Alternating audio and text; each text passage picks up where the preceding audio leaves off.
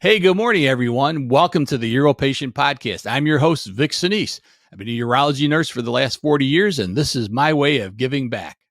We come to you every Saturday at 10:30 a.m. We're live on Facebook and on YouTube. And YouTube is our best place to go to watch all of our videos, and be sure to hit that subscribe and like button on YouTube.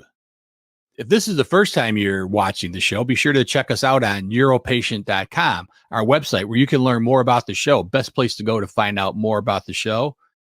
And it's also the best place to go and get our handouts. Every week I produce new handouts to go along with the show that we're doing.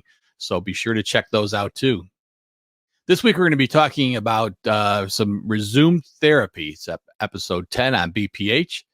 And it's part of our group of therapies that we call minimally invasive treatments for BPH. So we talked last week about the drugs that can be used, and we talked about what prostate problems actually are, how it's, what we define those as the week before that. So we're kind of in that BPH theme. So now we're going to start doing these minimally invasive therapies. And I'm really happy to say that Dr. Herbert User, who I work with and do these Rezums with every week, is going to be joining us to give a little talk on the Rezum treatment for me. So I'm going to go ahead and bring in Dr. User right now. Let's talk about Rezum and the in-office BPH procedures. And I'll go through this again in a little more detail shortly. But the way I do all of my office procedures, 99% of them, is a combination of a local block and nitrous. And I'll get back to that in a moment. But what is Rezum? Basically, I tell the patients it's like a cysto, and then through the scope, we're going to inject some steam therapy into the prostate.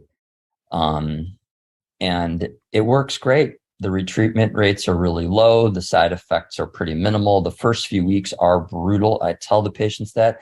I try to manage their expectations and warn them. You're going to get some dysuria and blood and frequency and dysuria, and all of these things are going to definitely be much worse. The first 2 weeks, I make you worse. After that, things slowly improve. By the time we're at 3 or 4 weeks, you should be getting to be slightly better than you were before. And by the time I see them back at their 3-month, they're going to be significantly better. I'm going to show you this video because I do think it's pretty cool. There's just a few very short videos I'm going to play. Rezum uses a fundamentally different way of applying thermal energy to treat lower urinary tract symptoms secondary to BPH. Each 9-second treatment uses 0.42 milliliters of radiofrequency heated sterile water vapor, which rapidly and uniformly disperses through the tissue interstices. The condensation of water vapor releases stored thermal energy. Cell membranes are gently denatured, thereby causing immediate cell death. The vasculature is closed, and there is denervation of the alpha-adrenergic nerves within the treatment zone, providing you with an efficient, uniform, predictable treatment. Over time, this ablated tissue is resorbed by the body's natural healing response, reducing the volume of tissue, allowing the urethra to open, relieving lower urinary tract symptoms. So I thought it also might be kind of cool to show you what this looks like. This is the actual Rezum being done. That little sound you hear, that beeping, is 9 seconds. Each treatment is a 9-second treatment. That white thing is the needle actually going in and out of the prostate, and you can kind of see how it's going to thermally destroy it. So the steam is now going in. You'll hear it counting down for 9 seconds. You can kind of see the prostate kind of turn a little bit white in color. That's the thermal destruction of the tissue. Now we're doing the other side.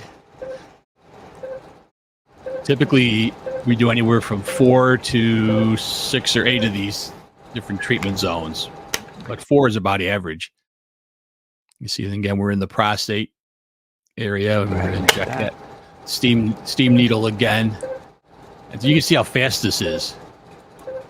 Really, really super quick. So we watched those short videos. And I'm not going to belabor the point with these studies, but essentially what we're showing you here is that the IPSS scores drop dramatically. the Qmax, how the force of stream works, and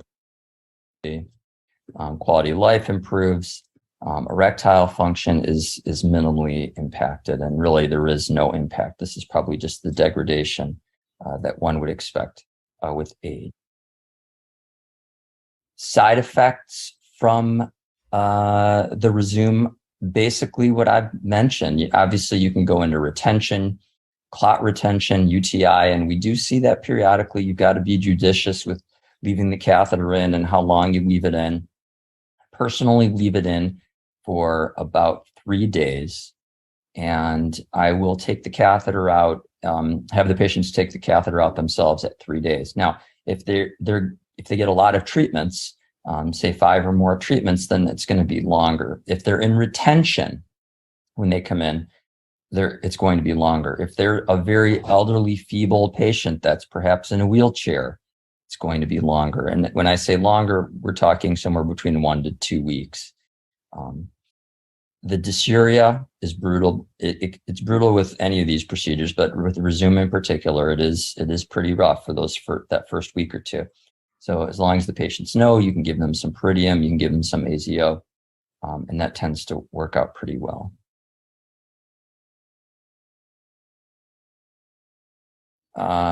Here's the reason I really like the Rezum.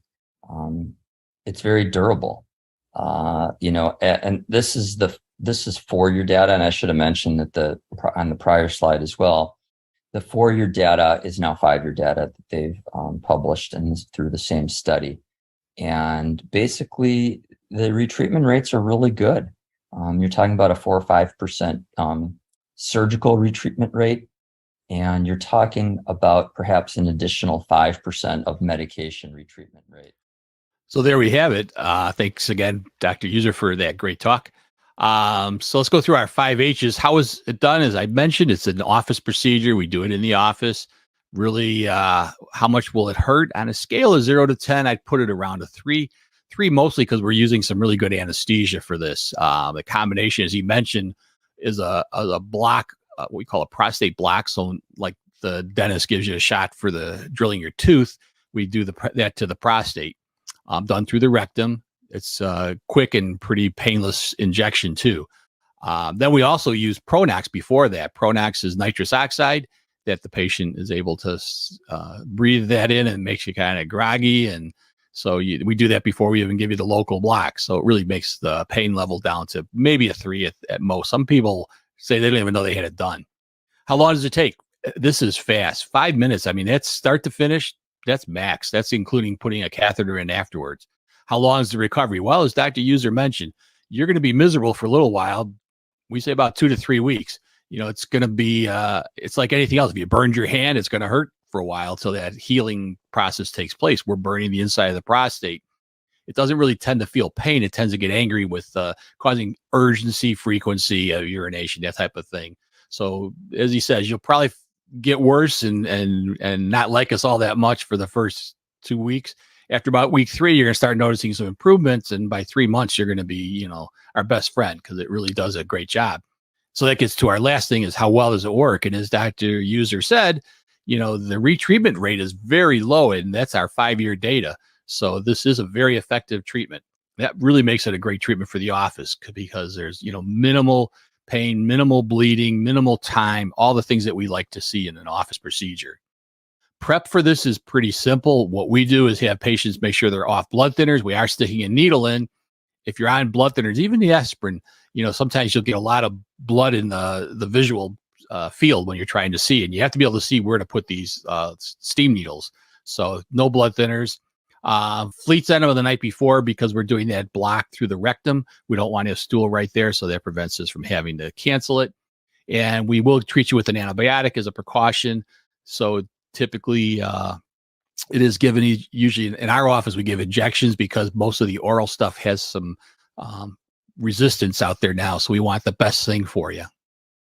As we mentioned about the anesthesia, it's a combination. The first thing that you see there is our local anesthetic that's done through what's called lidocaine jelly. It's got a gel, and we just squirt it into the penis, and it numbs it up nicely. That's like minimal discomfort or pain. Most patients just say it feels like you're urinating backwards. The other one next to it is the Pronax, and you can see that happy face on that guy. It's pretty typical. Had the name laughing gas. That was because some people would laugh from it, and I don't know that I've had too many patients laugh, but most are pretty happy. So it does make you feel pretty giddy. And then the third one you see over there is how the probe is put in the rectum and the needle is guided into the prostate. Again, it's 1, 2, 3, 4 little shots and we're done. So it goes pretty quick.